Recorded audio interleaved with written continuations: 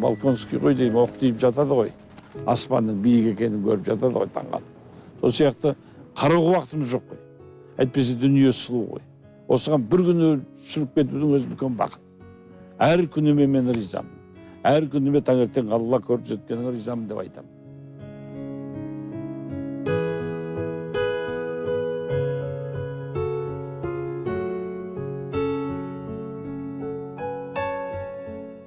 Мынау балалар ағаларыңның жұмыс кабинеті.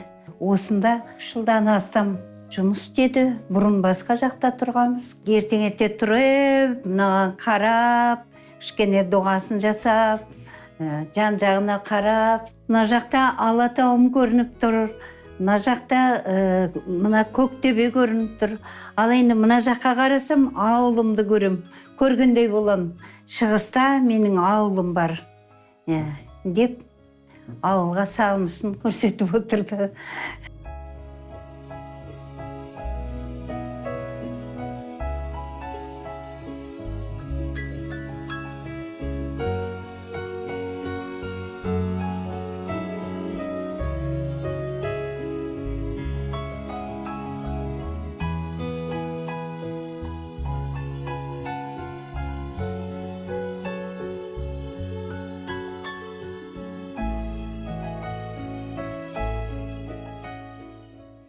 Мен табиғатында момындау, жасқаншақтау адам болдым дейді.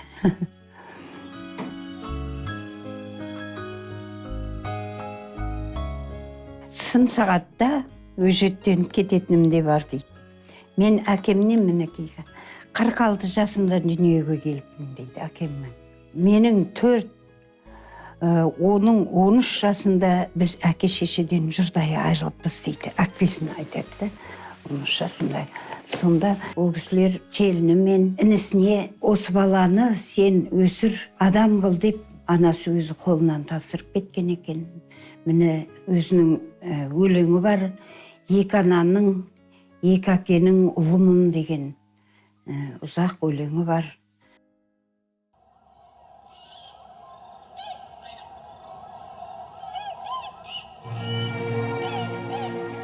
Екі әкенің, екі ананың ұлымын, екі ананың бірдей алдым жылуын, екі әкенің өжеттігін алдым мен, екі әкенің жығылмаған туымын. Туған әкем күні жетіп ерте өлген, орын тапты менің туған өлкемнен. Інісіне бала болып мен қалдым, сол інісі табыстырды ертеңмен. Туған анам, есімді оның түртісі, есімді оның сәл жымиған күлкісі. Мен көшеден шаң-шаң болып оралсам, маған құшақ жаятұғын бір кісі. Ол да кеткен, бұл дүниеден тым ерте, көз алдымда қалып қойды көлеңке. Оны далды құшағына қара жер, оны далды құшағына кемелге. Өмір қалай анашымды жатсынған, неге айырған менің жалғыз жақсымнан. Бұл дүниеден көзін мәңгі жұмарда, ол да мені келініне тапсырған. Шешең кім деп сұрай қалса кімде кім, шешем менің сиыр сауып жүр дедім. Өз анамды ұмытпасамды ұмыттым, өз анамды біле тұрып білмедім. Әкең кім деп сұрай қалса кімде кім, әкем менің жер суарып жүр дедім. Өз әкемді ұмытпасамды ұмыттым, өз әкемді біле тұрып білмедім. Мөлдір жасқа жүзімді ерте боядым, жүрегімді қайда тығып қоямын. Мен аядым әке болған ағамды, ана болған жеңгемді мен аядым. Екі бірдей қуаныштай өмірдей, екі әкеге бала болдым мен бірдей. Жер бетінде жүріп келе жатырмын, екі ананың махаббатын сөндірмей.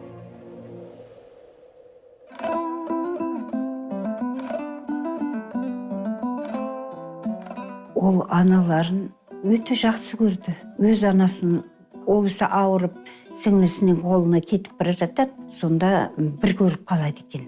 Соны арбаның артынан жүгірдім дейді, соның кейін келіп мені бір қарулы қол мені жұлып алып, атқа мінгізіп алып қалды дейді. Бір талай жерге дейін жүгіріп барған, артынан қуалап жүгірген бала.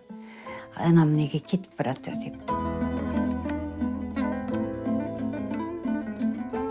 Менің шашым неге сары күнге күйіп кеткен бе? Мұқаш ағам хат жазбайды, мені ұмытып кеткен бе деген өлеңді мен 6-7 жасымнан айтып жүрдім. Мұқаш деген әкемнің туған інісі Мұхаммедқали деген ағам екен. Соғысқа ерте кетіп, көп сағындырған аға, бірақ келген жоқ. Біздің үйден соғысқа 5-6 адам аттанды.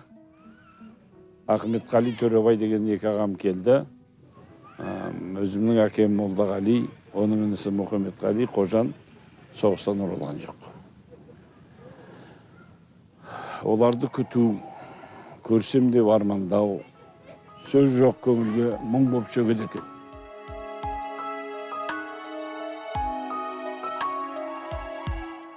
Көк жүзінде барады қаздар қайтып, күндер солай өтеді шалқып-шалқып.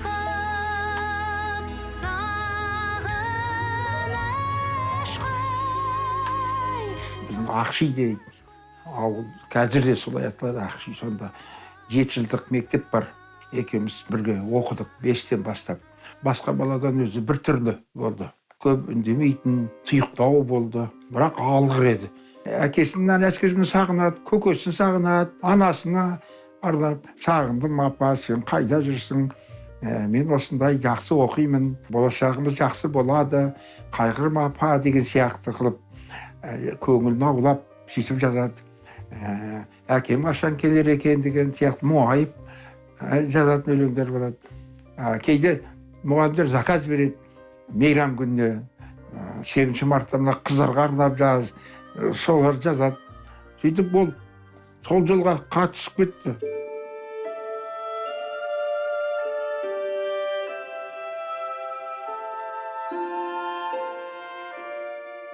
Биыл қазақ поэзиясының 3 жалпы 90-ға келеді. 60-шы жылдары қазақ әдебиетіне келген ақындардың ішіндегі ең мықтылары осы үшеуі болатын. Қадыр, Тұманбай, Жұмекен. Соның біреуі және бірегейі Тұманбай аға деп есептеймін. 57-ші жылы оның студент дәптері деген кітап шыққан кезде қазақ әдебиетінде үлкен жаңалық, сенсация болған. Бір керемет лирик келді деп есептеген. Және махаббат лирикасын Тұманбайдай жазған ақындар онша көп емес. Тұманбай адамның біріншіден адам екендігін, содан кейін барып қоғам мүшесі екендігін көрсетіп берді. Бұрын адамның қоғам мүшесі ретіндегі қыры алдыға шығарыла беретін. Тұманбай поэзияға сезімді, махаббатты, достықты, аяулы сезімдерді алып келді. Осы тұрғыдан қарағанда Тұманбай ұлт ұстазы қатарына қосылады. Өйткені Тұманбай бізге ананы ардақтауға, махаббатты қастерлеуге, жарды аялауға, қарындасты құрметтеуге, бүкіл сезім атаулыға ерекше аялап қарауға үйретті. Шынын айтсам, мен Тұманбай ағам сағынып жүрмін, сағындым әбден. Ондай ақын жоқ шығар, қазір жоқ қой. Енді ертеден басталды менің Тұмағыммен қарым-қатынасым деп болады. Мен Қарсақбай деген ауылда 9-шы сыныпта оқып жүрдім. Сонда өлең жазатынмын. Ауданның орталық жерінде де Хамит Балшыбеков деген ақын газетте жұмыс істеді. Көбесін Еңсебаев дейді, менің немере ағам барады. Сол екеуі мектепке мені іздеп келеді, мынау ауданнан келіп. Ақынбыз дейді, өлең оқимыз дейді. Маған сен Тұманбай Молдағалиев болып оқисың дейді. Хамит Балшыбеков, мен Еркін Өбетәліп болып оқимын дейді. Көбесін Еңсебаев Қадыр Мырзалиев болып оқиды. Осылай Тұманбайға ерте бастан айналыстым мен. Маған жайлар адам еді шын мәнісінде. Кейін өсе келе отбасымызбен араласып қатты араластық. Өз үйіміздің адамындай болып, біріміз есігіміз қақпай кіретін жағдайға келдік.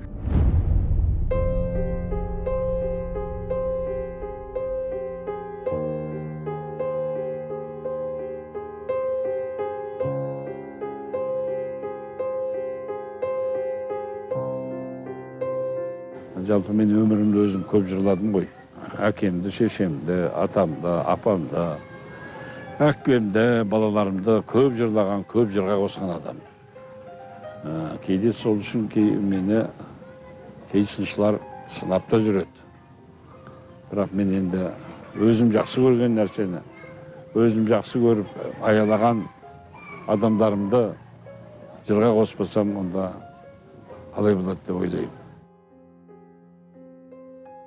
Ең алғашқы данасын маған жазып беретін еді. Міне әр кітапта, мына студент аптерінде де бар ана жақта. Онда жазылған менің құралайыммен жасты ғой, сен де оны сен бауырыңа бас деп жазылған. Бірінші студент аптерінде. Ал мынау Күлтай тұңғыш бақытымыз туралы кітап қой. Көзіңнің қарашындай сақта мұны деп жазыпты 7-ші жылы шыққан кітап еді.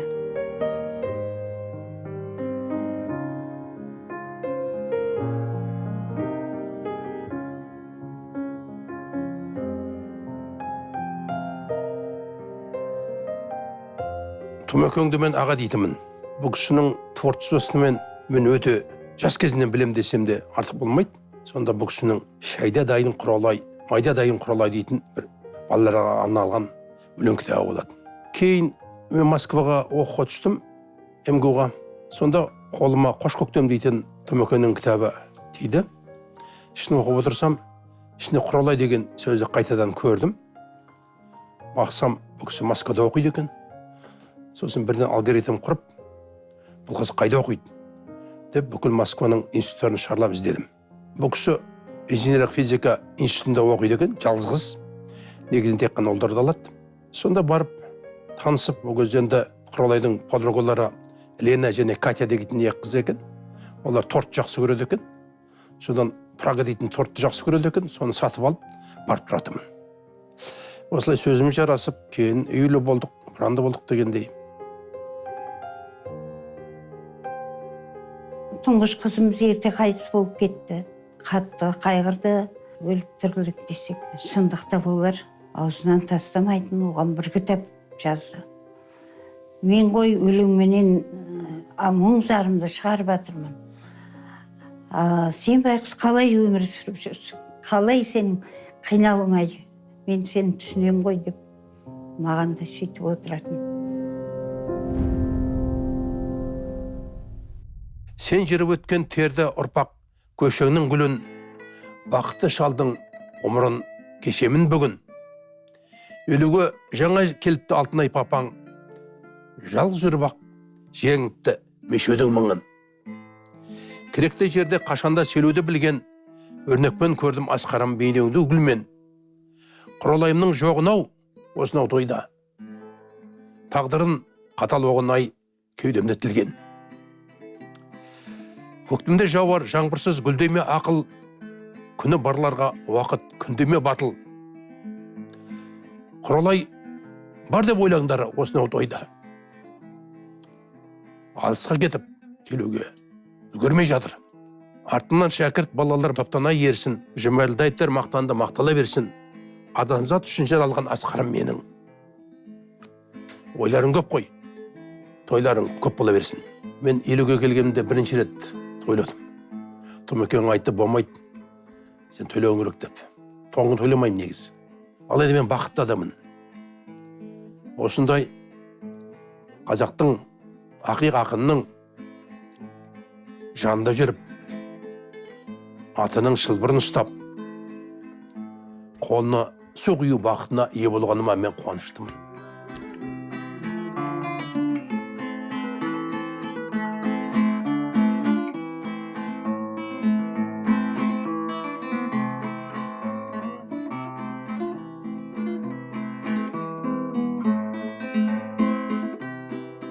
Сексен бесінші жылы мен туған ағам мотоцикл айдап бара жатып, автомобильдің артынан келіп бір нелер соғып кеткен. Содан ағам өмірден өтті. Сол ағамды осы қайнатам өте жақсы көрді. Сол үнемі айтатын, сені Алматыға көшіріп алайын. Сен маған құда болма, сен маған туған інімдей бол деп. Мен қайнатам қатты қайғырды. Туған баласы қайтыс болғанда қиналды. Сол 85-ші жылы бауырды сағыну деген мен ән жаздым. Мен оны бауырыма арнадым деп ішімнен ойлап жүрдім. Бірақ қалай туылады, не туылады екен, мен оны ойлаған жоқпын. Bir gün үйіне барғанда тартып отыр едім. Сен бұрынғыдай емес көңіл күйің, үнемі тұйық жүресің, ағаңды сағынып жүрген боларсың. Мына әнің соған келіп тұр. Мен сен ағаңды мен жақсы көршім деді де осы жазып берді сөзін. Мен мұндай талантты ақындар өте аз жоқтан қасшар деп ойлаймын.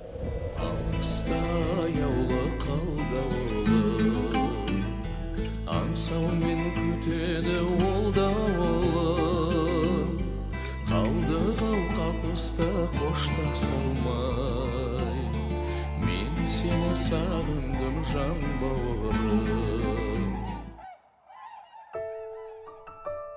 Суреткер үшін ғана емес, адам үшін адам тану деген кәдімгі бұл да бір ғылым секілді дүние. Тұмағаңның ақындық ерекшелігінің өзі адамды жақсы көруінде. Ол өзінен кейінгі талай буын шәкірттер тәрбиеледі.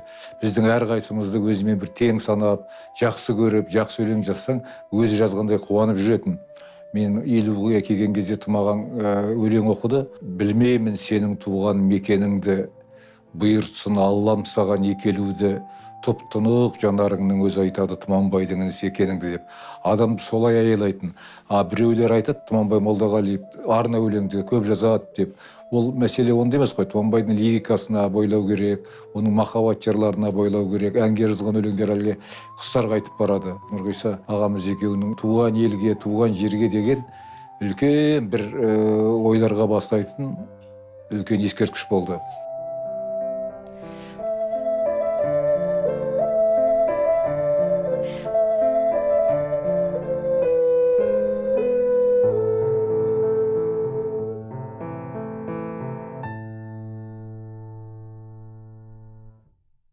Махаббатты бұл кісідей шығанға шығарып, жетесіне жеткізіп, мынау бүкіл тамыр-тамырыңды шымырлатып айтатын құдіретті поэзияның, сол ішінде құдіретті лириканың нағыз хас шебері деп айтсақ болады. Нұрғиса ағамызбенен Дариға жеңгеміздің махаббатының алғашқы куәгері болған, куәсіндей болған атақты куә болдым да сөзін осы Тұманбай ағам жазған. Тұманбай ағамның мына Шәмшінің әндеріне жазған, Әсет Бейсеуовтің әндеріне жазғаны, Шақырады көктем сияқты, құрбым жан құрбым, әнім сен едің деген қаншама классикалық әндері әр уақытта қазақ ұлтының жаңағы ойының биігінде, көгінде шырқала береді деген сенімдемін.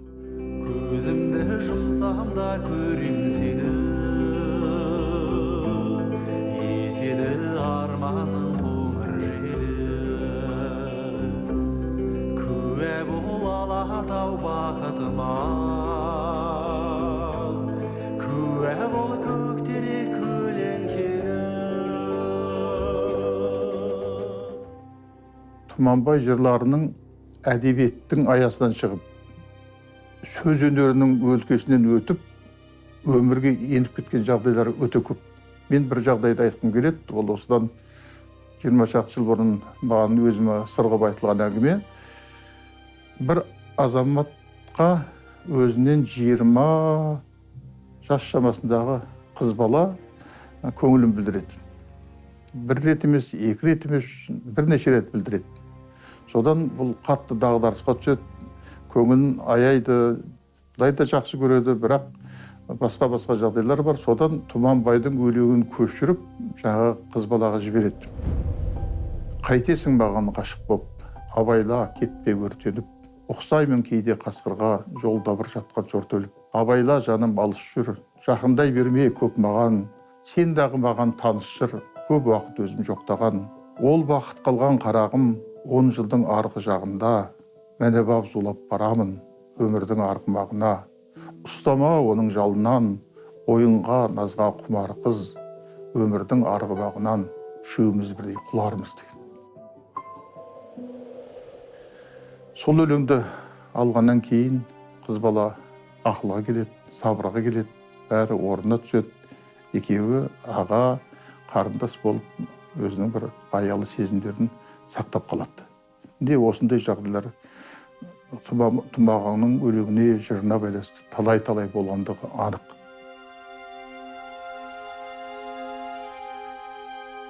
Еш уақыт армандап көрген жоқпын. Бастық болсам екен, мәнсапты болсам екен, маған біреу бағынышты болса екен деген. әр уақытта да әйтеуір айда жүрсем де өлеңіме зияным тимесе екен, өлеңімді қорғай жүрсем екен деген болды. Ал Балдырғандағы келгенім, алдында да мен өзім пионерден бастадым ғой жұмысты негізі. Пионер журналында 3 жылдай жұмыс істедім. Алғаш Лениншілді 2 ай істедім, 2 ай 2 күн.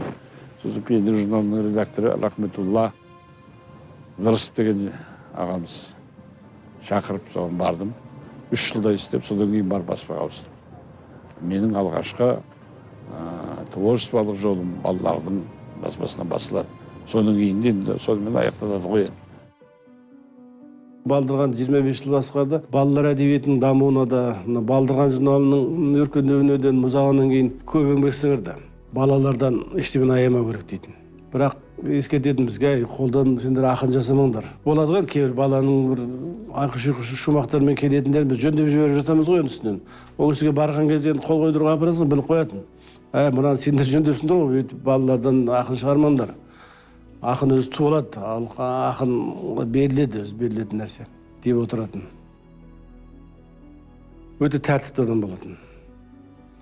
Жұмысқа таң сағат 9-да енді көп ешкім келе қоймайды ғой, творчестволық жұмыс, шығармашылық жұмыста жүргеннен ол кісі міндетті түрде келіп отырады. Түс кезінде үйіне барып, түскі ас ішіп келеді да, кеш сағат 5-6-ға дейін тағы отырады. Мен айтам, сол басы ақ тұмаға жігіттер бар, өздері істейді, енді сіз үйде жатып демал, жоғай.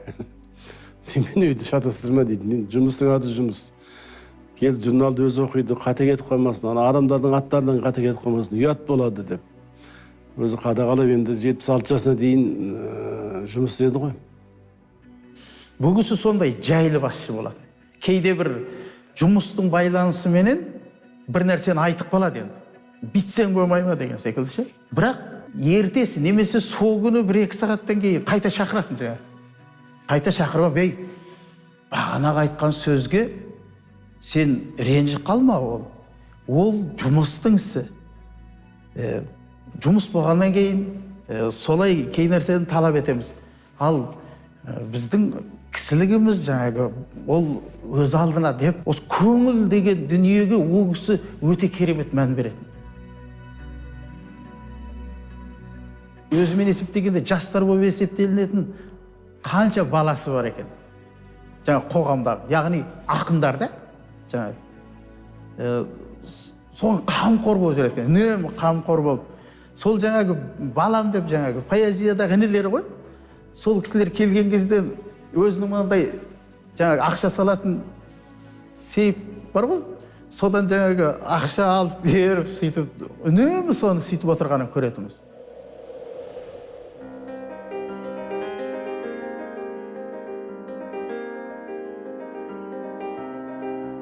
Іздегенде табылатын қасыңына, көңілі бар қызғалды аттай ашылға, көріспесек сағыныштан жүдейтін, кім бар жақын бала күнгі досыңнан, жаны досың өстемі болсын мерейін. Папамның досы болған Шортанбай Хамзин деген. Биге барған кезде ол әртүрлі себеп айтады екен де, бармай қалады екен. Бірақ папам байқаған ғой, оның ана киетін шалбары жоқ екен. Соның кейін бірінші жалақы алғанда Шортеке, жүріңіз, мен сізге костюм әперем. Ойбай, қайдағы костюммін, мен зарплата алдым. Папам адамды қуанта білетін. Өмір арқамызға жүк салып, екеумізді қияларға жұмсады. Дос туралы көп жыр жазған. Барлық досына 5-6-10 шақты өлеңін арнаған. Бірақ едіге деген досы болған, бірге оқыған. Соған туған күнде де сағынса да, көрген кезде де жаза берген ғой. Жазып, саған арнады бере берген, ол кісі жинай берген. Бір досқа арнағанымыз кішігерім кітап болды. Не деген достық махаббат. Сырымызда бітпесін, жырымызда бітпесін. Таза поэзияның адамы ғой, үлкен ақын ғой Тұмағаң. Бірақ Тұмағаң Қадырға қарап жүреді екен. Ылғи менің алдымда жүреді дейді Қадыр. Менен 1 жыл бұрын Ленин комсомол сыйлығын алды. Менен 1 жыл бұрын мемлекеттік сыйлық алды дейді. Сонда Тұманбай аға айтады, енді мен өзім ойлаймын деп қояды, маған сыбырлап айтып отыр. Біз ана бір 90 жасқа келетін шығармыз. Сонда менен 1 жыл бұрын құрайтын шығар деп жүрмін дейді ғой. Жаңағы құрдасы ғой енді.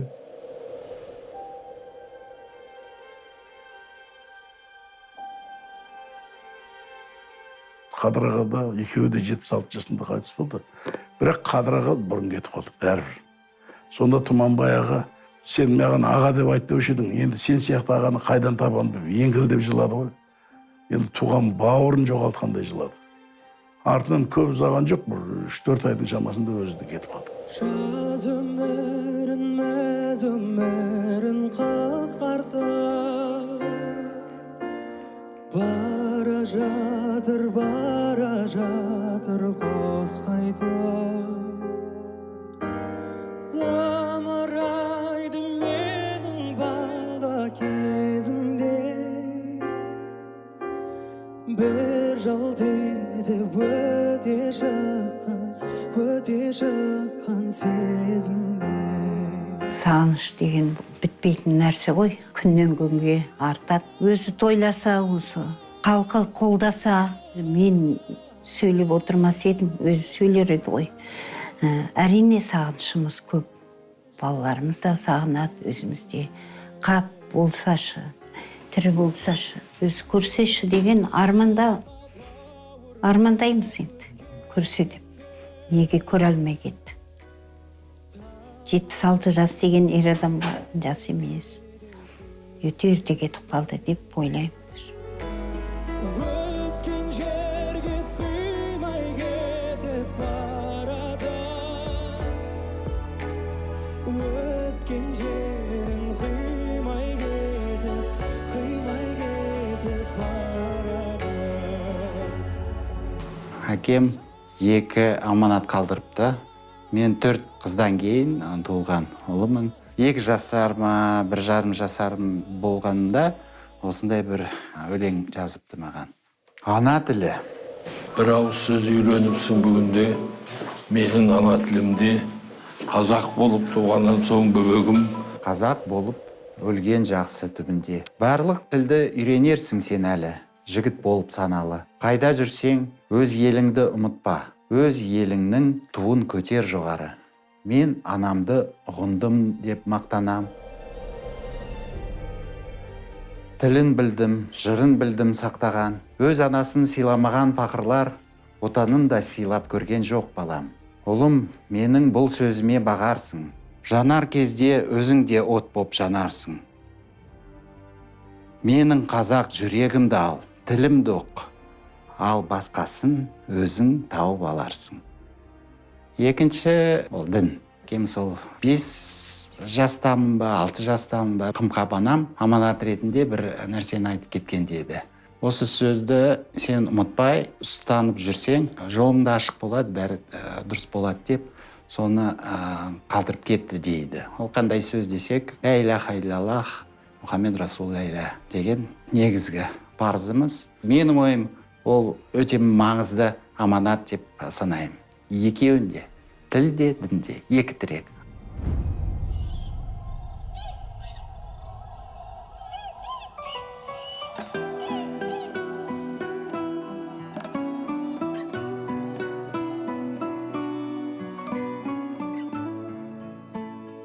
Өзегінде өлеңнің өрті бардай, орнын оның өтерміз толтыра алмай, гүл ашатын әйтеуір көктем сайын, тұмашақын біз көрген сол Тұманбай, самал ессе тербелер өлең терек, саясында қыз жігіт көлеңкелеп, тұмағаңның тұмасы кезіккенді шақырады сол көктем сәл ертерек дейді.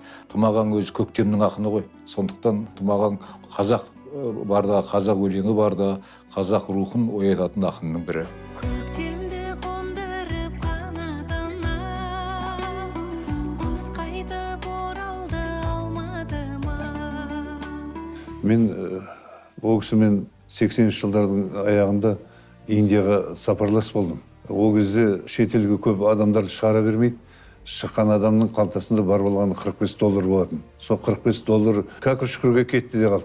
Енді қалған қолыңда барыңды айырбастап, жаңа ақша жасаған келеді. Сонда Тұманбай ағаның соңында жақсы қаламы қалды. талай адам келді мына қаламыңызды айырбаста деп, ана сонда қаламын айырбастамады. Өз қазақта бас ақын Абай дейміз ғой. Өз басым Абайдан кейін Мағжанды, содан кейін Қасымды айтамын. Осы жағынан мен Тұманбай қалай болғанда, енді мықты ақындар болды ғой бізде. Сәкен Иманасов болсын, Қадыр Мырзаев болсын, ешқайсының құнын сөйлемеймін, бірақ Тұманбайдың өлеңге деген қарым-қатынасы, көңілі, өлеңмен өмір сүрген адам. Сол өлеңмен өмір сүріп кетті. Өлең мені өзі оятып жібереді дейтін. Жатсаңшы, енді шаршадың ғой деймін ғой, түнде тұрып жазады. Осы кітапты жазып, баспаға дайындап жатқан. Сол дайындаған күйінше столының үстінде кейін қайтқаннан кейін жанында жүрген жігіттер алып кеп берді. Міне осы шығарам, атын іздеп жүрмін деп, атын қоя алмай кетті. Сосын жанында отырған ауыт дейтін жігіт болған. Сол айтты, осылай деп айтып еді. Өзі айтты деді, жүрегінің сөзі деп. Нұрғыс әтілен deyip ауырып больницада жатады. Сол біздің қайната барып, жағдайын сұрауға барады ғой. Нұраға не болды, қай жеріңе барып жатыр, больницаға түсіп қалыпсың ғой деп. Сол кезде жүрек қой, мен жүрегім ауырып қалыпты. Қайра менің жүрегім, жас жүрегім, көктемедің бір кезде тасқын еді. Сол жерде қайран менің жүрегім, жас жүрегім деп бір куплетін жазады, екі сол жерде туылатын, оған ән жазылады. Ақын өзінің жүрегімен сөйлескендей. Қаларында белгісіз қайбір тұста, әнім мені ешқашан өлтірмейді, жыры мені алысқа жетелейді дейді. Азғын жан ақындардан қауып еткен, қыңбайды ол алғаны мен жауып еткен, ақынның жаны кейде нұрлы жаңбыр, күн шықпай алматыға жауып өткен. Өмірдің іші ащы тәттіуін да, ол ұстап көрген емес бақтыуын да, жылатып алмаңдаршы сол сәбиді, құлатып алмаңдаршы аққуында. Жырым мені ешқашан өлтірмейді, әнім мені алысқа жетелерсің, жетелерсің.